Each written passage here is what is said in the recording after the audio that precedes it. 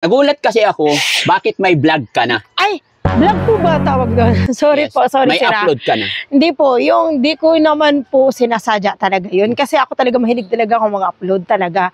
So yung nangyari yun, parang ano lang, for fun namin na, parang wala kami magawa. Eh kasi di ba upload lang naman yun, sa akin lang naman sila. Upload lang naman yun. Ang vlog ba yun? Ganun parang wala.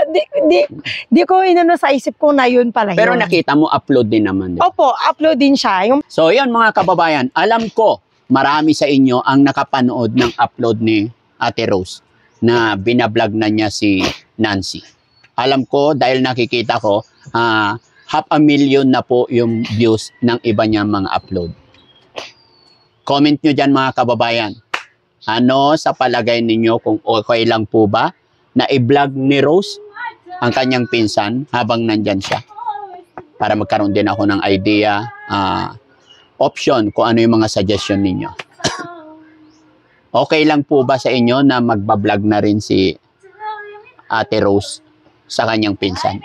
Paki-comment down below mga kababayan. Pero ito po mga kababayan, ang aking suggestion dyan. No? Para sa akin mga kababayan, nung nakita ko na may million views, maganda ang views ni Rosing na upload niya. So, ting! Sabi ko, masaya po ako. Masaya po ako na nabablog ni Ate Rose. Good. Para sa akin, okay yon. Bakit po? Ayun mga kababayan, no? Magandang hapon po sa atin lahat. Ito na naman po kami. At mayroon lang akong gustong lilinawin din para maging klaro ang lahat, no? Mga kababayan. Unang-una, Ate Rose. Rose na lang kasi mas matanda yata. Ilan taon ka ba? Ha? Sige na, never mind na. Okay, hindi makasagot eh. Sige, next question. Rose na lang, no? Pasensya na, wag niyong masamay na pasabihin ng iba, walang galang si okay Daddy lang. Frankie. Di ba? Pero ayaw sabihin yung edad, kaya Rose na lang.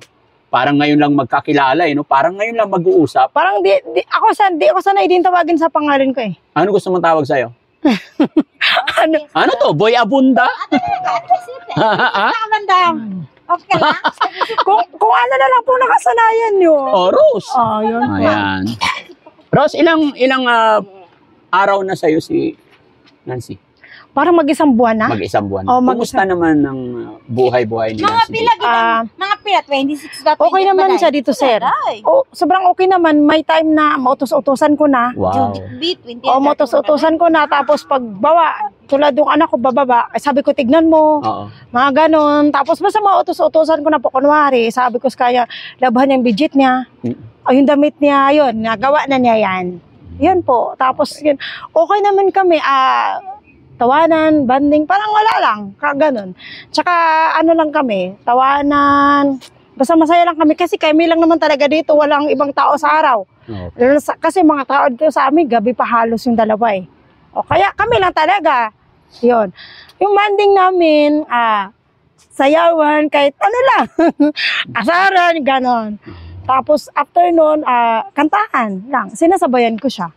Yun lang po, yung buhay naming dalawa dito. Yun. Masaya ako na marinig sa'yo na nautos-utusan na siya.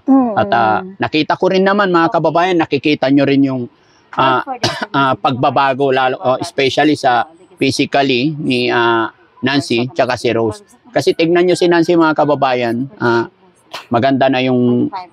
Kung noon, hinahawakan ko siya rito, parang anlambot, di ba? Pero ngayon mararamdaman mo healthy kasi malusog na siya, medyo matigas na.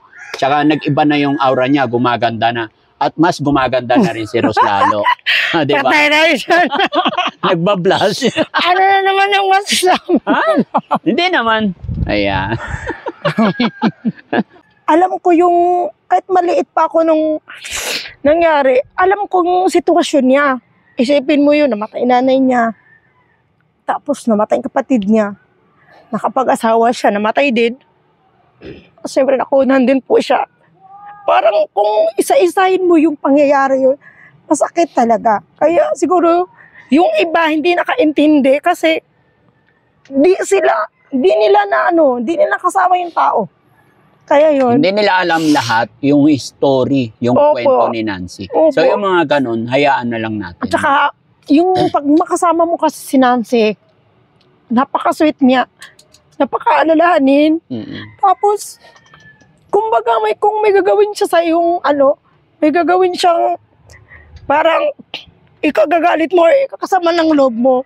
Maya-maya, parang gusto niyang bumawi. Maglalambing siya.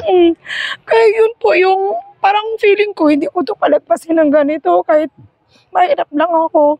Sabi ko nga noon pa, di ba, nung galing kaming mental hospital na. Nakikita ko na maganda yung samahan ninyo. Opo. Yan po. Totoo po yun. Maganda po samahan namin para po kaming mga baliw. May balik akong tanong. Sige po. Para maiba na kasi ayaw ko na yung gusto ko masaya tayo, gusto ko maging maayos yung pag-aalaga. Ano yung unang-unang nagpapasaya sa'yo? Simple lang po, yung mga anak ko po. Tsaka, syempre, yung suporta ng asawa ko, masaya na po ako dun. Okay. Yun po. Kahit ganito lang kami, sir. Anong pagkakaiba? Ito pa, next question. Anong pagkakaiba nung wala pa si Nancy dito, unlike ngayon na nandito na siya sa'yo? Doon naman, masaya kami. Pero ngayon, feeling ko, nadagdagan yung anak ko.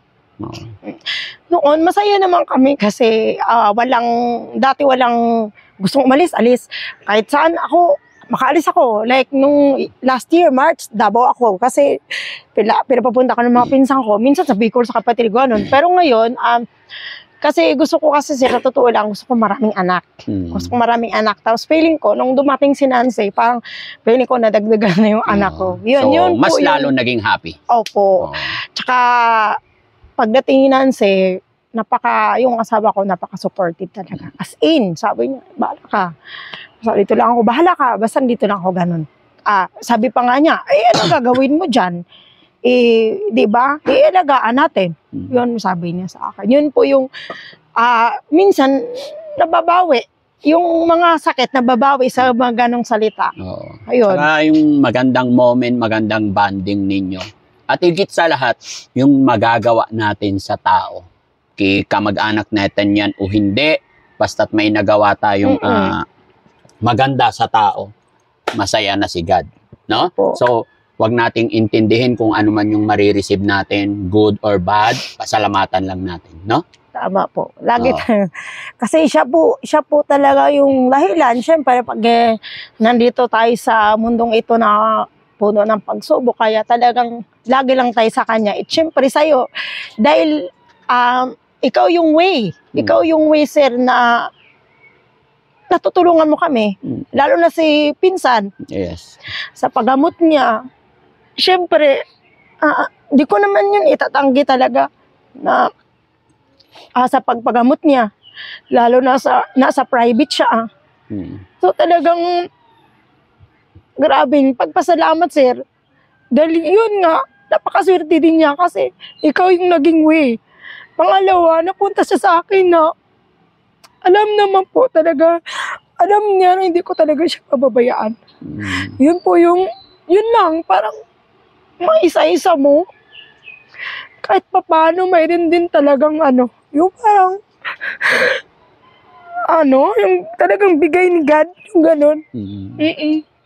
Si God lang nakakaalam ng lahat, basta tuloy-tuloy lang tayo. Alam mo, masaya ako na nandyan ka, na nag-aalaga. Kasi syempre, unang-una, kamag-anak ninyo yan. At saka syempre, si Daddy Frankie, gaya na aking sinabi. Ay, sorry. Wait lang po, sorry. Sige lang. Ang yan. Pati po, alam mo din, sir, pag may nagkwenta ako dun sa mga nagkwenta ako ng yung mga best friend ko sa school.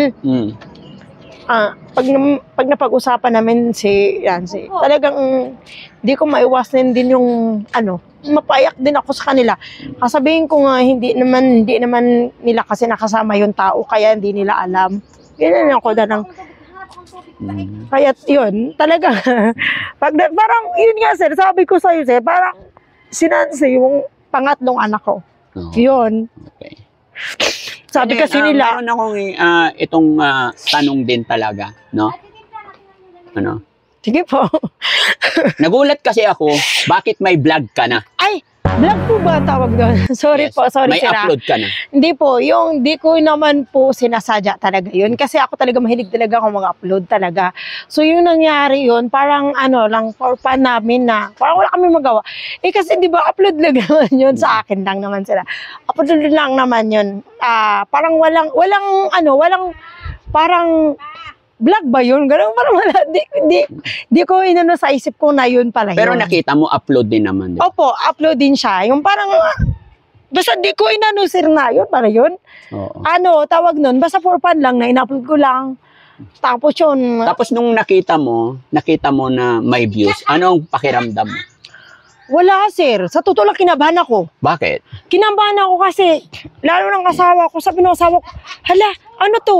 Tapos tumawag si mama. Tumawag sila sa akin. Ha? Tapos nagulat din po ako sir. Sabi ko, tapos, hindi. Sige, wait lang. So, yun mga kababayan, alam ko marami sa inyo ang nakapanood ng upload ni Ate Rose na binablog na niya si Nancy.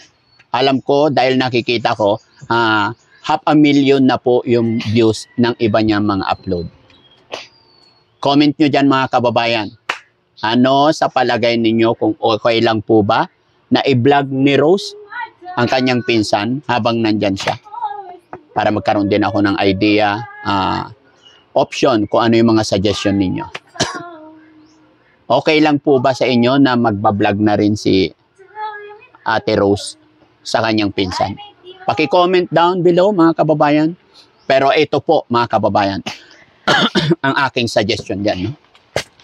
Para sa akin mga kababayan, nung nakita ko na may million views, maganda ang views ni Rosing, na-upload niya. So, ting! Sabi ko, masaya po ako. Masaya po ako na nabablog ni Ate Rose. Good. Para sa akin, okay yon. Bakit po? Kasi, para kung tuloy-tuloy ang kanyang pagbablog at nagiging mamonetize yung kanyang page is mas matutulungan pa niya si pinsan. Hindi po ako magagalit or what. Para sa kanila yan, choice nila yan, di ba? Para mas makatulong pa, yun ang sinabi ko. Dahil yun po ang goal ni Daddy Frankie, makatulong sa ating mga kababayan. No?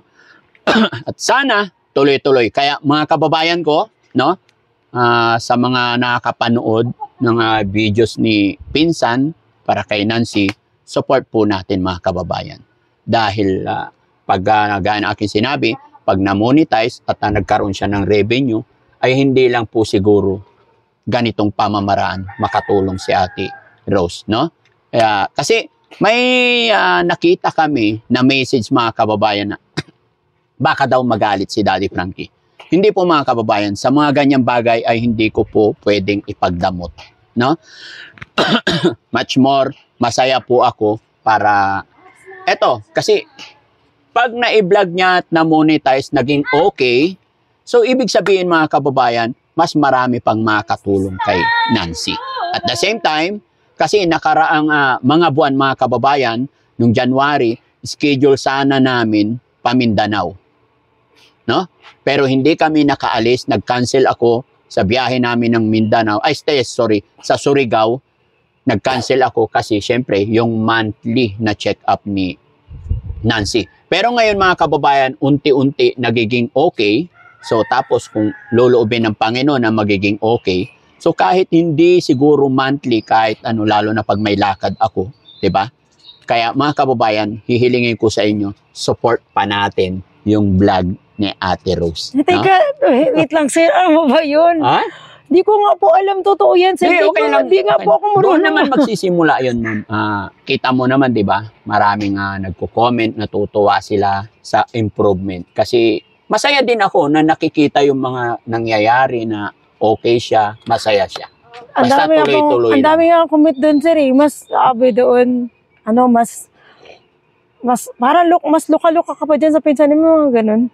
Huwag nating iisipin yung mga ganun. Kasi gaya ng sinabi, gaya ng aking sinabi, regarding sa pag-aalaga ng ganyang patient, ganyang pasyente, kailangan sakyan mo rin siya.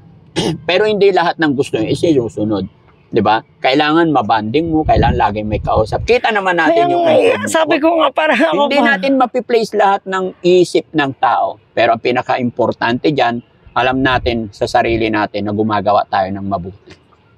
Diba? Pero ano po yun, sir, wait lang. Gusto ko lang pong ulitin. Doon sa, ina-upload ko, inaano ko lang din, baka mamaya. Di, walang problema doon. Sige lang. Walang problema sa amin. Okay lang. Basta nandito kami, masaya ako na nag-a-upload ka.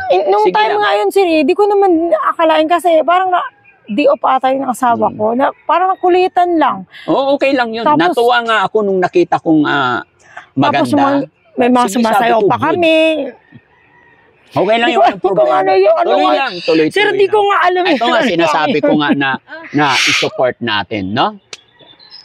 Kita, ano mo rin yung Rab, no? Para makita rin ng mga viewers natin. Support natin, mga kababayan. Hindi natin pwedeng ipagdamot, no? Kaya, basta yun lang, ma'am. Maraming salamat sa Sir, pagtulong mo dito. Hindi. Mas ako nga yung, sobrang papasalamat eh. Kasi talaga, yung lahat ng yun, talagang bukod sa taas, ikaw talaga yung way. Ikaw talaga ang way. Ibigay mo kay Kuya Frankie kung ayaw mo. Lagi. O, im na. Ayan, thank you, Nancy. Ayan, nagbigay Ayan. si Ate Nancy ng juice sa akin. Salamat. Napaka-sweet niya. Ganyan po siya. Sir, yun nga. Parang ako naman nahihiya. Hindi, ano ka ba? Okay na yun. So yun lang mga kababayan, mga kabarangay, gaya ng aking sinabi. Masaya ako sa nagiging improvement. Yun po ang goal ng Team Daddy Frankie, yung makatulong. No? Masaya ako na naging maganda yung outcome. Masaya ako na nandyan kayo parati dahil gusto ko mas makatulong pa tayo sa iba. Dahil alam ko, marami pa tayong mga kababayan na nangailangan ng tulong. No? Alam ko nga, hindi man ganun kalaki ang team ni Daddy Frankie, pero pipilitin namin na mas makatulong pa sa mga kababayan natin na nangailangan. Maraming salamat po mga kababayan. God bless po sa atin lahat. Shoutout po sa lahat na nagmamahal sa Team Daddy Frankie. At syempre, salamat lagi sa ating Panginoon. Yun. Salamat bless din po. po. Salamat po, Daddy Frankie. Salamat po. Okay. Ma'am, isang tanong na lang. Ano ang message mo sa mga viewers natin? Yun nga po, maraming salamat po dahil andyan po kayo palagi sumuporta kay Daddy Frankie at saka sana po, yun, lagi lang po tayong magdasal para kay Daddy Frankie na sana marami pa po siyang matulungan. Syempre, lalo na sa amin at saka sa pinsan ko po. God bless po. Yung page mo, yung pangalan ng ano mo. Sige hindi lang. ko alam, sir. Hindi. Account ko yun. Oo, kaya nga. Sabihin mo lang, ano pangalan ng page mo? Facebook mo. Well, Sige lang. Okay lang, it's your chance. Para ano? Naka 3818. di ko ano, Siri, kasi Huwag na yung account, yung pangalan mo lang sa Facebook. yun po, Lariosa Masayon po. Ayan. Hindi, yung Facebook mo, pangalan ng Facebook. Yun yung sa Facebook po. Oo. Ano po, Lariosa Masayon, Ribadillo Purisima po. Ayan. Sabihin mo, support niyo ako mga kababayan. Ay, hello po. Salamat po. Maraming salamat po sa nagmamahal sa amin ni Pinsan. Huwag kayong magsasawang sumuporta sa amin ni Daddy Frankie. Thank you. God bless. Ayan. Bye-bye po mga kababayan. Sana nag-enjoy kayo sa update ko kay Nancy. Sana napasaya namin kayo. Mabuhay po tayong lahat mga kababayan.